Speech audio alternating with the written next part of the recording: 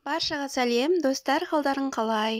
Достар, мен бүгін сіздерге менің жолдасымның өте сүйіп жейтін тағамдарының бірі, яғни өте сүйкімді тамағы, қуырылған лагманның, яғни цомянның жасалу жолдары мен үй жағдайында қалай жасауға болатыны жайлы бөлісемін.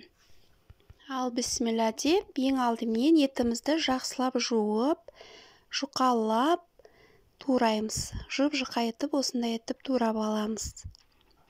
Негізі, мұздатқыштан шыққан қатты жұмсармаған етті осылай турасаңыз өте әдемі туралады. Содан соң етті мариновать етеміз. Ол үшін бізге тұз, бұрыш, кукурузный крахмал және соевый соусты осылай етке салып, жақсылап араластырып, 1-1,5 сағатқа қойып қоямыз.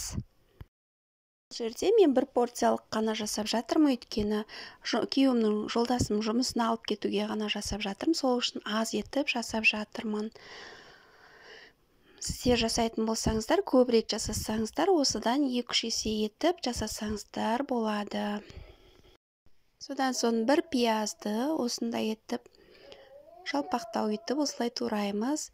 2 тал чеснок тураймыз. Болгарский бұрыш қажет. Бұл жерде 2 тал болгарский бұрыш, негізі қызыл сары бұрыштар болса өте әдемі болады. Менде тек осындай жасыл ғана болды. Содан соң капуста қажет. Кәдімгі капуста болады. Осындай етіп 4 бұрышты етіп тураймыз. Содан соң лагманның қалай тез созу жайлы, қалай қамырын илеу керек жайлы менің алдыңғы видеоларымда көрсеткенмін.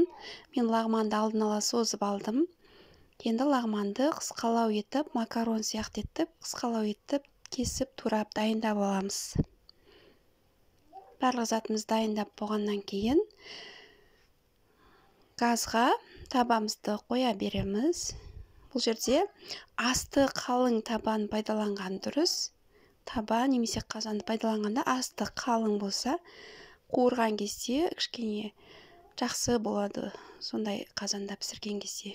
Осы жерде мен кішкене өзгеше жасаймын, өйткені етті қуырғаннан кейін мен кішкене етке кішкене ғана су құйып, кішкене тағы бұқтырып қоям. Сол кезде мен еттің қатты болып қалмағанына, жұмсақ болып піскеніне сенімді болу үшін солай пісіріп аламын. Содан соң қуырылып жатқан етімізге суын тартқаннан кейін пиязымды, чесногымызды салып жақсылап араластырамыз. Осылай астын орташа отта қуыра береміз. Капустамызды салып, тағы да араластырып қуырамыз. Тұз, бұрыш, дәмдеуіштер саламыз.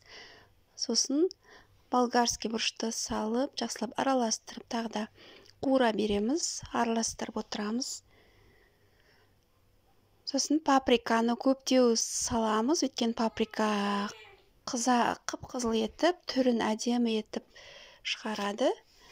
Содан соң лагманымызды, дайындап қойған лагманды салып, 2 немесе 3 қасық соевый соусты қосып, жақсылап 1-2 минуттай тағы да қуырамыз. Ашты етіп жегісі келетіндер негізі қызыл ашты бұрышты қосуға болады. Міне біздің лагманымыз қуырылған дайын цомян. Өте тойымды, өте дәмді болады. Достар, міндетті түрде жасап көріңіздер, сіздерге ұнайды. Достар, видео ұнаса лайк басып, комментарий жаза кетіңіздер. Рахмет.